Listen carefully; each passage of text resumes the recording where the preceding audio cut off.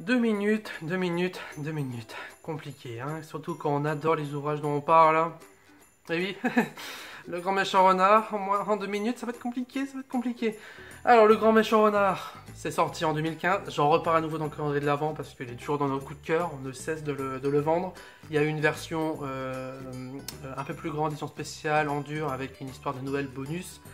Il y a eu un film d'animation fait par Benjamin Renner, qui est l'auteur, qui a également fait l'adaptation d'Anna et Célestine, que je vous conseille. Je vous conseille aussi de voir Le Grand Méchant Renard en animation, c'est très bien fait. Alors, Le Grand Méchant Renard, c'est l'histoire de ce renard qui est pas très féroce, qui essaie de choper une poule, il n'y arrive pas. Le Grand Méchant Loup, lui, il peut pas rentrer dans le poulailler parce que sinon il va se faire shooter par le fermier ou par le chien.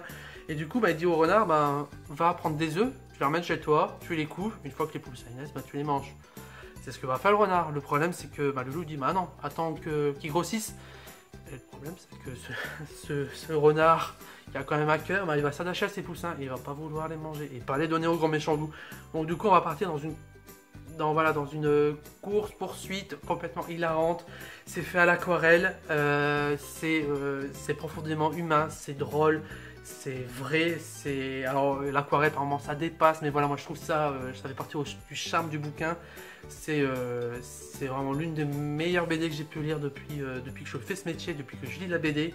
Benjamin Renner, je ne sais pas si un jour je vais pouvoir te rencontrer, mais merci. Hein, je pense que beaucoup de tes lecteurs t'ont déjà remercié pour le travail que tu fais. Alors dans une dernière interview qu'il a faite, il a dit qu'il reviendrait un jour sur cette ferme parce qu'il y a eu un grand méchant renard, il y a eu l'histoire de Noël, il a déjà fait avant un bébé à livrer. Il reviendra, mais bon, il a d'autres projets en tête et je suis content aussi parce que même si j'ai envie de voir d'autres histoires dans cette ferme, j'ai aussi envie de voir d'autres histoires de sa part dans d'autres domaines. Donc voilà, en attendant, si vous n'avez jamais entendu parler du grand méchant renard, ce qui serait étonnant si vous passez à la boutique, lisez-le d'urgence.